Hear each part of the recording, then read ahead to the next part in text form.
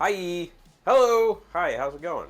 Can everybody? Hey, there you go. Yeah. Yeah, Hi. I guess I should say something to make sure. You Okay, can hear say me. something. I'm talking. Can you hear me? Yes. I can hear you. Okay, Yes. okay. Oh, let's see if we can. What are we doing here? I don't- I don't know. It's whatever. Hey, everybody. Oh wow, the camera looks really bad, doesn't it?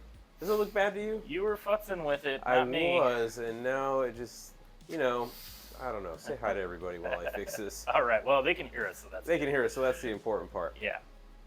Maybe it was too bright. On this, maybe it's too sharp.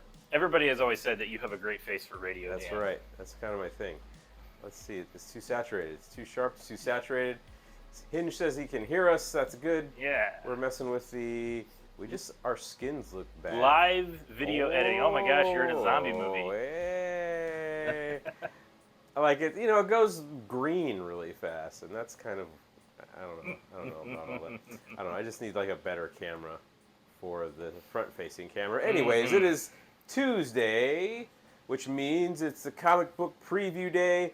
We're going to talk about a stack of comic books we got sitting right here. Yeah. And we're going to have a good time with that. And you said it was kind of a slim week Well, for so comic books. do you even camera bro? I don't. I really don't. It was. I said it was a slim week, but then I Mhm. have a huge There's stack. a good stack over there. So Yeah, I it's not was, bad. we didn't do last week That's sick. because unfortunately Dan was not feeling great, and last week was a slim week. So I was going to kind of combine the 2 weeks into one stream, but then I just had a bunch of stuff from this week, so we're just gonna ignore last week. Ignore it. My favorite book that came out last week was Godzilla book, which we sold out of, so I don't even have a copy can't to even show show it you. to Yeah, anybody. that was going to be the one that I was going to bring in and be like, everybody should come in and buy it, but we sold out of it. Yeah. It's Don't- called Godzilla War for Humanity. It's an excellent book. You should definitely look for it. Don't even worry about buying it. Yeah, Here. Not here. Maybe we'll order some more. I don't know. I'll have to double check. You can only buy it here. This is the only place to get This is the only place you can get it. Yeah. That's it. All right, let's see. Okay. What's the first thing here? First Boom. thing, well, my love of old comic books and facsimiles. This is another facsimile. This is a facsimile. This is Amazing Spider-Man 300 from way back in 1980. But I'm really excited that they're doing a nice reprint of this because I don't have an extra $600 to $800 lying around to buy an original. Okay. And it really bothers me. I'm gonna go out on just a little tangent rant for a second, hold on. if you'll allow me. We got to do this then. As a comic book collector, I understand older comics and first appearances. They're expensive. You want to buy those old Marvel books from the '60s, those original Stan Lee, Jack Kirby comics, really expensive. But this Amazing Spider-Man 300, this is from an era when I was collecting comics. Not really collecting. I was a kid. I was reading comics. I wasn't really collecting. Yeah. So when I see a book that's from my lifetime, that's really, really expensive, I get really mad. I'm just angry. I'm just mad that I can't. It's not old enough. It's not old enough to be this expensive. But I understand that. the reason it's so expensive isn't just an anniversary issue 300. This is the first appearance of Venom, the character Venom. Oh. So, I've heard of Venom. this is classic Todd McFarlane art. It's written by David Michelinie. This is maybe some people would say the peak of Spider-Man comics. The peak. The peak. Wow. This is also, if you're taking notes, this is the last issue with the black costume of that era. And at the end of this issue, because Venom shows up with the symbiote and fights him and scares the crap out of Mary Jane, so he decides to get rid of the black costume. And the issue, spoiler alert for a 35, 40-year-old issue, the issue ends with Mary Jane getting out the classic costume, and boom, now he's back in the original red and blues. There you go. But there was a solid 6-7 year run where he was in the black costume. Wow. And that's that dark 80s vibe, man. Everything was darker back then. It's doing a dark. But anyway, I don't have much else to say about it. These are the types of Spider-Man comics I read as a kid. I love them. I'm glad to see them get nice quality reprints because, like I said, if you didn't have a copy, your childhood copy, and even if you do have a childhood copy, at this point you don't want to read it because people are spending between $400 and $800 for a copy. So there's not many comics from that era that I would say you want to just sit on and not take care of. Not enjoy. Not enjoy. That's one of them. That's one of the ones that's just always going to be evergreen because people like Venom. You know, he's a popular Yeah, character. Venom's cool. Yeah, He's got the black Venom's suit. cool. So let's talk. Speaking of collecting and hoarding comics, Hey! let's talk about Rick and Morty. Let's Now, talk about it. why am I talking about Rick and Morty again? No good reason. Yeah, that's correct. You know my stance on Rick and Morty. Yeah. I'm not. Huge fan. I'm not a stan of Rick you and don't Morty. stand Rick I or don't. Morty, But but this issue, this cover, in fact, what we're looking at right here, mhm. this is illustrated by Fantasy Books and Games, Fantasy Books Incorporated's very own Susie Blake. Susie, our coworker that we work with occasionally on the weekends. Mhm, She's mhm. also a professional comic book artist. Yep. And this is a cover that she illustrated for this Rick and Morty series, And it Heart of is Rickness. Very awesome. It's great. And she doesn't, I don't think she illustrated the interior story, but this is her cover. We have this is one that came out last week, so I Yeah. saved it for this week. I Yeah. had to make sure I talked about it, otherwise Susie would have probably killed me. She'd be all upset. Yeah. Yeah, she did this cover. This is definitely something you should come in and buy. Maybe when she's working, I'm Mhm, sure she'd be happy to sign and doodle on it for A little you. drawing on And you there. want to talk about stuff that's going to only increase in value. Mhm. It's signatures and original art. That's So, right. yeah, and then man, there's another one here. What? She did another This one. is actually a Rick and Morty comic that comes out this week. Mhm. This is the Science of Summer That's right. issue, and this is actually the 1-in-10 ratio that she illustrated. So this is actually even rarer than That's the other even one. more We rare. only have one copy of this one because What? it's a variant cover that you get every 10 Yeah. regular covers you get. They send you one ratio. So we've got this one available again. Come in and buy it and ask her to sign it, and maybe she'll scribble all over it for you too, like draw little mustaches on it. Fun fact: she used her own fingers as a reference here. She was very excited to mention that to me You the know, other day. She's like, "Did you recognize my fingers?" And I said, "I didn't." I don't want to sound like a weirdo, but I Yeah. thought those fingers looked Do familiar. they look familiar? They look a little. Those nails, like The those nail shape is very distinct. Those are Susie That's nails a if I ever Susie- saw 'em. That is a Susie nail. That's a signature Susie nail. Signature Suze. There you go. All right. Love it. Moving on Moving to on. Hey. while we're just like plugging ourselves While we're here, plugging, you know, I'm going to talk about that. let's talk about the greatest comic you're going to read all week, and I say that with absolutely no humility. Next should be Yeah. Dan's fingers. Dan Finger. I agree. Yeah, the next one with the nails, painted Yeah, nails. my nails are bad. I'm not even going to show you my nails. I'm not a hand model. I have. Oof.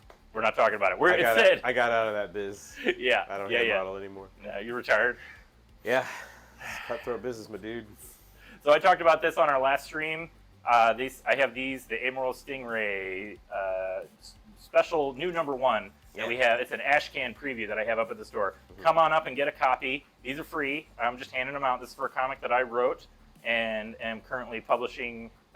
We're funding it on Kickstarter, so you should definitely back to Kickstarter so that we can get this book made. Yeah. We're going to have them available in the store, but that's not going to happen if we can't first get the Kickstarter funded so that we have the money to make sure that the artists all get paid. Yeah, Because yeah. I'm so sick of hearing artists complain about not being able to pay their bills and like buy food for their family. No one and wants stuff. to pay for art. Everybody just wants it for free. Yes.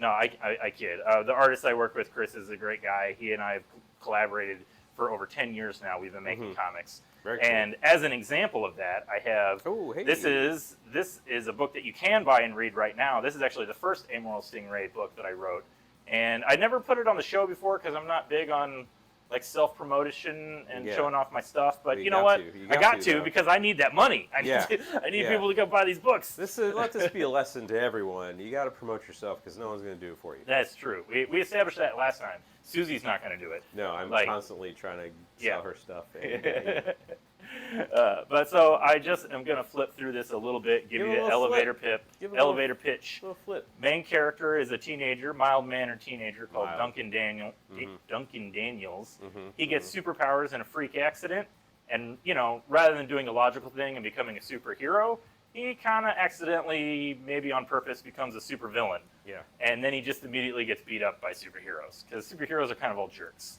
Nice. And so this is his journey as a supervillain. He finds a mentor in a low-level, kind of possibly insane anarchist supervillain. Mhm. Kind of shows him the ropes of supervillainy. There's some other heroes that get involved. There's one hero that's trying to track him down because of complicated plot reasons. Ooh, He's complicated afraid. plot reasons. He's afraid that Duncan might sue him. Because he could be liable for things that if you injure a kid, even if you're a superhero, you can still be liable for damages. There's a butt. So there's a butt right there. There's some drugs, but butt drugs. Butt drugs. Yeah, Chris. There's several artists that illustrate this. This is a 4-issue series that we've collected in this trade paperback, and Chris illustrates the last 2 issues basically. And it's actually one of my favorite things that I've ever written. I think it's really funny. I advertise it. It looks like it's a serious comic, but I advertise it. Yeah, hashtag butt drugs. Got to put that on there. Get it trending. I agree. Hashtag butt drugs. I mean, if it starts here, it's going to trend. That's right. Everybody knows that. It's just trendsetters. That's right. But, it looks like a serious comic, but I think it's more of a satire. It's a comedy. It's kind of making fun of superheroes. As much as I love them, I really do love superhero comics. If you watch the show, I talk about superheroes. I do like it. It's a comic book show. I also like making fun of them because sometimes superheroes can be really stupid and silly. Right. So that's my personal plug for my book. Come on in and buy it. Check it out. Check it out. Support the Kickstarter campaign, because I want to get these new books made. I really like doing it. Where can they find the Kickstarter? So you can find it at Kickstarter.com. It's the Amoral Stingray new #1. If you buy if you get the free ash can that we have in the store, there's a QR code that'll take you straight to my website, secondthoughtcomics.com, and there's a million links all over there. I don't want to overstep my bounds. I might even put a little link up on the Fantasy Books Facebook page if you're on our Facebook. Just a casual reminder, get out there and support local comics. I got to push that local. Like, how many times do you see a St. Louis area creator make comic book? Cullen Bunn can't write everything, I didn't even know who that is. is. But he can do it. Yeah. Anyway, so let's move on to the actual books that are releasing this week. We're going to put that link out there. You'll see it. Yeah. What do we got? So just going to blow through a couple of the books that I've been following. I don't have to flip through them necessarily, but you can't. This is another one that I put on here just to complain about for a second. Oh, nice. I like so that. This is Battle Chasers #12. Oh, crap. And that's the book that you recall there was like a 23-year gap between 9 and 10, and now they're on a regular schedule. And Joe Madureira is the writer and original artist of the series. He's not drawing the new series. That's drawn by Ludo. But Joe's doing these covers. And I am a fan of Joe's art, so I figured I'm going to get all of the Joe Mad covers. And for some reason, for reasons unknown, the Joe Mad covers don't have the logo on them.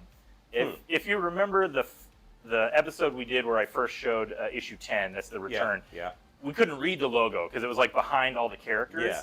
And so I guess they just decided rather than have it obscured, you're just not going to have it. So you wouldn't know it from looking at the cover. I'm kind of a stickler when it comes to like cover art and cover copy. Like, I'm really more of a traditionalist. I want a big logo. I want the number big. I want to be able to read it. You don't need to get too classy with it or too artsy. Too artsy. Like a tiny little logo and a number at the bottom. Oh my God, the bottom of the book. It's terrible. I hate it. Worst spot. So I want to complain about that a little bit. Nice. But otherwise, this book is going strong. If you like Battle Chasers, you will enjoy this. I echo a lot of people's sentiments that, it's good art. It's no Joe. It's not Joe Mad. Like, Joe Mad was a force to be reckoned with when it came to his art. And so the book definitely just that little slight, like, it's not totally there what it was, but it's still really good. The story's good. The characters are solid. And it's finally, like, you don't understand how long people have been wanting this book to come to, like, not necessarily a conclusion, just to continue and go somewhere. To get the rest of the story. Like, it just stopped on, like, a cliffhanger, no less. Right. Very excited about that. Another book that I've talked about that I really like, Doom Patrol. This is another one that I think not enough people are buying, so that's why I'm just highlighting it here. The Unstoppable Doom Patrol. This is, I've said before that Doom Patrol is like DC's weirder version of the X-Men, and they're definitely living up to that in this issue. It's just like standard story. Like, the Doom Patrol goes around looking for other people that have recently discovered that they have powers. There's an evil corporation that's trying to create custom superheroes through like gene splicing. The Doom Patrol fight them. It's like your basic superhero X-Men type of plot, Yeah, but yeah. even weirder. But the biggest selling point is Chris Burnham's art. He's just so good. I really just love the look of this book. Like his pages are so full. There's no I don't think he's, even when like you have these like panels where there's like no background because there's so much dialogue, why bother putting a background? Yeah. It still feels like a full page. Yeah. Like it doesn't feel like he's skimping on the art. And that's something that I always look for when I'm reading comics. But yeah, good book. Highly recommended if you like superhero action. Superhero action, Immortal Sergeant. Another book that I've been reading, I talked about this, the last issue came out. Yeah, I remember that. Really like this book. You know, I think I may have said, the biggest reason I'm talking about it right now is I thought it was an 8-issue series, and when I got to the end of this issue, I realized it's a 9-issue series. Oh. And I was confused. Like, so this is a weird ending. Yeah, this is like not an ending, and I had to go back and check. It was solicited as an 8-issue series, much like the Doom Patrol book that we talked about just now. It was originally a 6-issue series. That's a weird tongue. 6-issue series. I'm Sean Connery. 6-issue series. And it's now, they bumped it up to 7. Hopefully they'll get some more out of it, but who knows. But yeah, so this is a book, just mentioning it, just to keep it in people's heads. I love this comic, Joe Kelly, Ken Nomura. I'll probably talk about it in more detail when it finishes or when the trade paperback comes out. But just putting it out there to get the name out there because it's a book that's worth reading. Really good. Check it out. Another book, I think I talked about last time, Mark Miller's Big Game. Yeah, we talked about this. So this is just more of Mark Miller being crazy Mark Miller. This is his epic crossover of basically all the books that he's written and not self-published, but like the Millerverse is what they call it. Oh, wow. All of his own books, his non-Marvel and DC books. And, you know, I probably said this the last time we talked about this. I have a love-hate relationship with Mark Miller. I think his comics always have like great ideas, but then they kind of just end up being, I don't know, really falling apart at the end. They don't usually have like a good ending, or it's all like high concept idea with like doesn't follow over the through. top execution. Yeah. But then it's not really substantial. Like there's not much to it. It's like cake. You know, there's not much to it beyond. I love cake. I mean, I do too, but I can't just eat cake all my life, you know. But I could. So, you're gonna get sick again, my friend. That'll be all right. But so I kind of went into this like not expecting a whole lot. The big concept of this is that it's like a crossover between all the books that he's done. Yeah. And so part of it makes it weird to read because if you haven't read literally everything he's done, You're missing stuff. Well, it's not just that you're missing stuff, but you're going to see characters that you don't like. You I don't even know. who they I'm are. like, am I supposed to know this character, or is it a mystery? You know. And so there's a little bit of that going on in it. So it's kind of dense. With there's just a lot of characters in it. But I will say this issue kind of shocked me a little bit. It did some things I did not expect, which is a lot of like major characters from his books all just get murdered. Nice. So there's a lot of death and dying in it. I'm not saying who, but yeah, it's, you know, Mark Miller. He never fails to shock you with his stories. So that's if you're a Mark Miller fan, you want to check that one out. So I got a few other books we're going to talk about. These are all number ones that come out this week. I figured they were worth taking a look at. Yeah, we like a number one. So get excited about that. yeah, The Penguin, Batman's villain. This is a new series. It's written by Tom King, and I think I've mentioned before on the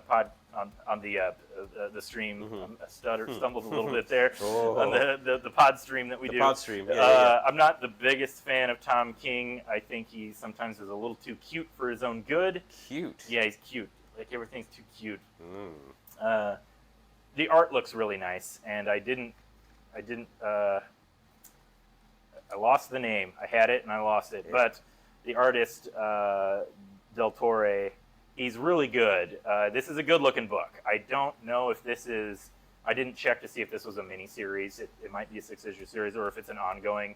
But basically, it's a solid setup. So, like, it follows the events of the DC continuity. So if you've been reading Batman books, Penguin has been ousted from his position as crime lord, and now he's kind of, like, living in, like, shameful retirement and the government drafts him like Amanda Waller, like Suicide Squad.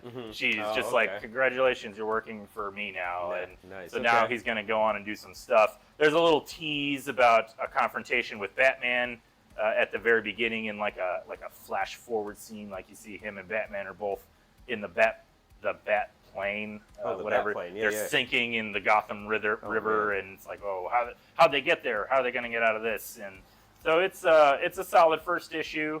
Maybe a little overwritten for my taste. There's a lot of internal dialogue by multiple characters, all in like the same book. So it's hard. Sometimes it's a little hard to keep track of. Yeah, to keep where track it's of like, who's okay, saying this is Penguin's internal monologue. This is Batman's internal monologue. This is another character's internal monologue. Sometimes unnecessarily so. Like there was one scene where I'm like, who is talking? And I couldn't make sense of like, who am I supposed to be following here? Right. But you know, like the plot so far, it's a fine setup for Penguin. If you think he's an interesting villain, like maybe more than Burgess Meredith from the old '60s TV It's show. all about Danny DeVito. That's right. See, I love Danny DeVito. It's all His- about his anything Penguin's Danny great. DeVito does is Yeah. gold to me. So this is more like the Colin Farrell Penguin from Oh, the okay. Batman. I got you. It's more in line with that. But anyway, so that's something. If you're a Batman fan, I'm sure you're probably going to check it out. It's better than your average Penguin book. I mean, it's not the best supervillain book. That would be my book, The Amoral Stingray. Obviously. But you know, it's pretty okay. So another new #1 that comes out tomorrow, The Immortal Thor. It's written by Al Ewing and art by Martin. I want to. Chocolo? Yeah. What's the thing over the There's like it's hard to see. There's a little glare from the light. Yeah, on the. Anyway, we would like to be able to pronounce it correctly, but we're doing very poorly at it. We're just, I'm white. We're American. So this is a new Thor. This is a hard sell, I think. Not a hard sell, but they got their work cut out for them, because like Thor, like Jason Aaron's run from a few years back, it was one of the most lauded Thor runs. Okay. Like it's like a really good so they're run. coming on the heels So they're coming. of a really there's good been, run. Yeah, there's been some more stuff kind of between then, but like, yeah, it's coming off the heels. Like that's still in everybody's memory. Like Jason Aaron's Thor. That's the one. A lot of the stuff in the Thor: Love and Thunder was taken from Jason Aaron's Thor, and so this is pretty much this whole first issue is just kind of setting up the new status quo, and I get really bored of issues that do that. Just kind of give you the setting and the place. And Yeah. What's going on? But like it doesn't. I don't think there's enough there. Like Loki's in it, and there's obviously, Loki's the trickster god, so there's some kind of ulterior motive going on there. We don't really know. Yeah, we don't know what he's doing. But Thor's back to being Thor. He's the All-Father in this continuity. So like Odin's dead, and Thor's the new. Like in charge of Asgard. He's the dude. But then some stuff happens and like a new villain shows up. What's the big dots on him? So those, like those you're talking about? What's his dots? So originally that was just these dots here. It was just part of the design. I think the idea when Jack Kirby designed it is it was just supposed to be like imply like a breastplate type of a thing. But now it's just sort of part of the costume. Like it's just the spandex. Looks really weird to me. Yeah, I mean that's classic Thor costume. I do like that they have the classic Thor look here. Although I would prefer the yellow bands around his arm. Well, obviously. But whatever. Maybe that's a coloring mistake. I don't know. But yeah, it's a fine. It looks like a Marvel book, which means it looks perfectly fine. It's nothing like too well. I think that Marvel, even more so now that they've been bought by Disney, they kind of have that like perfectly crafted look to their books. Whereas like it's not bad, but there's no edge to it. I don't like a lot of the coloring in Marvel books. I think it's too painted, and like a lot of the work in a Marvel book is the heavy lifting and the art is done in the coloring department. Yeah. And a lot of times the line work suffers a little. That's not really the case in this book, though. I will say that I think the line work is pretty solid. Characters look good. But yeah, there's for being like a bigger I think it's a double page or a double sized comic. For being an oversized book, it doesn't feel like there's a whole lot going on in it. It's like Thor's in Asgard. Look, they set up the new status quo, and then a villain shows up, and Thor's like, I don't know if I can beat him. Okay, that's Never happened before. it. Never. Yeah, no. exactly. They're, This is. uncharted ground. And I will say, you know, my reaction to this might also be a symptom of somebody who reads way too many superhero comics, because Right. they all start to feel and Yeah, sound the same. they have like that same they have the setup. same setup, and so it all starts to sound formulaic. So I don't mean that to sound like a pejorative, that this is a formulaic book. Like, it hits everything the way it should, but it didn't really. I've also never really been a Thor fan either, so it just never really stuck with me. He's a guy. So He's a god. he's a cool character. Like, I like him, but He's got a hammer. yeah, strong hammer. A big hammer. Let's talk about number one book. This is probably my favorite number one book of all these three that I Schlub. read. The Schlub. The Schlub. This is an Image book. It's written by Ryan Stegman and Kenny Porter. Art by Tyrell Cannon. This is an excellent looking book. This book, I like the tone of this book. It's got like a sort of classic edge style yes, too. Yeah. yes. So like, I really like. So this book, in stark contrast to that Thor comic that I just showed, Tyrell Cannon's art here has some beautiful line work. There's some cartooning in the characters. So like, to me, this is what a comic book looks like.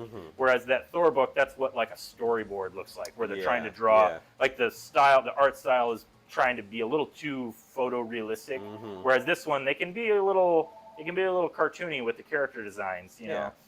So this book, I like the setup of this book. The main character is this guy, the Schlub. He's a dentist, and he's going out of business. He doesn't get along with his family, and then this superhero smashes into his office fighting a supervillain. They have this magical item that they don't know what it does, and the Schlub guy grabs it, somehow activates it. Boom! We have a Freaky Friday situation where the hero and the Schlub switch bodies. Nice. So now the Schlub is in the hero's like Superman-like all-powerful aliens, super being body, and that guy's in the Schlub's body. Nice. So I like that. It's a good set. It's a good simple high concept. It's funny. Yeah, exactly. It's So funny. room for some comedy. And it's funny. It's a lighthearted, enjoyable book, but there's some stakes set up, and so they have to try and figure out how to work together, because the Schlub's like, oh, he doesn't know his own strength now that he's a superhero, and he's also like, now I can get back at everybody that bullied me, and the hero's like, no, you shouldn't do that. You need to, I like that. this literally galaxies lives hang in the balance if this villain succeeds. It's a good book worth looking at. And it does kind of end the final page. I guess I don't want to spoil it, but there's some implications of like, the Schlub, he's probably not going to be a great superhero. He might try, but he's definitely not going to be good at it. It's not his thing. And he's also probably he's not a pillar of moral strength to really be the hero that the character is/was. So yeah, I'm curious to read some more of that. I like the Schlub. I liked it. It's probably my pick of the week, just because it's the most interesting out of everything. Like, it had a good. It's a good twist. Yeah, I it's hate a different saying, kind of story. Yeah, I hate saying like it's a twist on something. What a twist. But it is like a twist on a superhero story. Like, and like body swap types of things, they've been done before. Yeah. Like it's like a niche genre unto itself. But this is a good take on it. So if you're into that sort of thing, this is something you want to check out. All right, final book to talk about. Now that we're done with the number ones, we're going to talk about a number two. So, as you know, Dan, I like to ask a coworker to pick out a book for me to read. Yeah. So our good friend Celeste, who picks out a lot of the books for me because she's the one that's here often, I asked her to pick out a book, and she picked out Teenage Mutant Ninja Turtles Stranger Things crossover. Interesting. Okay. And so this is issue 2. Issue 1 came out last month. Now, a little something about me. I like the Ninja Turtles. Yeah. I've read a lot of Ninja Turtles comics, and I've never seen an episode of Stranger Things. Okay. I don't know. I mean, I know about the show. You know the premise. I know what it is. It's Kids on bikes. Yeah, kids on bikes, exactly. And then there's like an evil dimension, and monsters are in it. There's always a monster. You know what? I was there in the 80s. I watched a lot of movies. So You lived it. I lived it. That's right. But anyway, He actually fought evil demons from another dimension. I don't like to talk about it, but You just have to watch the show because he did it. And I the show is based on his life. according to my psychiatrist, that is not true. But I insist that it possibly could be. What do they know? They don't know nothing. Anyway, let's. But now maybe you have a gist of. So I do. So what it's about. So I want to talk about. First of all, we're gonna have a little detour. So this is issue 2, and so I hadn't read issue 1, and this is gonna illustrate the beautiful age gap between. Look like Burt Reynolds to you? You know what? It's supposed to be David Harbour, right? Yeah, that actor, yeah, but it does yeah. got a little bit of a Burt He Reynolds looks a little face. Reynolds to me. But Sorry, moving just on. to illustrate the age gap between our lovely coworker Celeste and myself. Yeah. See, she said you might not know anything about what happened in the first issue. So she goes, "Let me tell you what happened, so you can be caught up and then read issue 2." And I said, "Okay." And she goes, "Well, so there's these like turtles." No, okay. So there's the Stranger Things characters, and there's like a scientist that tries to get them, and then they go into the sewer, and they're like, "Oh my God, human turtles!" And then maybe there's a corporation. And then she stopped and she goes, "Actually, I don't really remember what happened in the first issue." Excellent. So she did a great job of catching me up. So we also don't know what happened in the first issue. But you know what? Reading this issue, I was able to figure it out. What happens in issue 2? So basically, the turtles. Baxter Stockman is the scientist that she was talking about. She doesn't know who Baxter. She's watched Stranger Things, but she hasn't read Ninja Turtles, so she doesn't know. It's like an inverse of myself. Right. She's young she's and Bizarro World. Yeah, she's exactly. So another thing about this comic was, I think you might be saying, not you, Dan, but you, the random person, the viewer might be saying, why a Ninja Turtle Stranger Things crossover? And the only thing I was saying that. Right, literally, you did say that, and it's just because I guess 80s, like Ninja Turtles were a popular thing from the 80s, and Stranger Things is a popular thing that wishes it was from the 80s. So takes place in the 80s. One of the things I do like about the art in this, I will say that the art is by Pharaoh Pei, according to the credits, and I love that he illustrates the 80s versions of the Ninja Turtles. Yeah. Like you can kind of see they got that big, like, longer nose face. He's got the classic style. They got the knee pads and the elbow pads, and they all have the same color mask. So you can only tell which one is which, depending on their weapons. And so I appreciate that, because I read this and I'm like, this is appropriate, because I like 80s Ninja Turtles. I'm like, okay, if you're going to go with the 80s tone, like I like seeing the classic Ninja Turtles. Yeah, exactly. So... do it right. So there's not a whole lot of plot in this issue. It's mostly action, so I was able to enjoy it. It's just turtles fighting. You don't like the reading? I don't like reading. I read too much. That's fair. Turtles fighting Demogorgons. Is that what their names are? Demo something. Demogorgon. Demogorgon.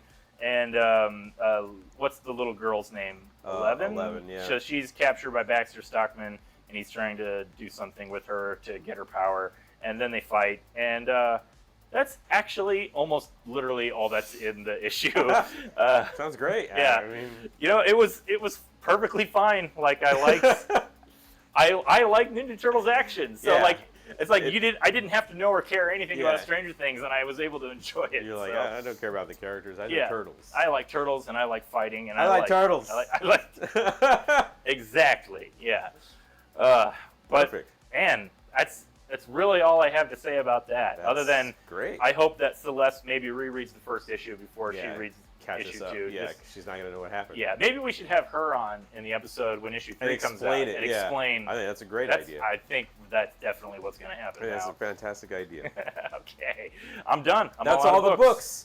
Well, that is another comic book preview on Tuesday. Thank you for hanging out and listening to us talk about books, listening to Aaron talk about books, and listening to me trying to derail Aaron while he talks about comic books. And if you don't buy your comic books here, buy them somewhere, because there's a whole world of comic books out there, and you're going to find something that you like.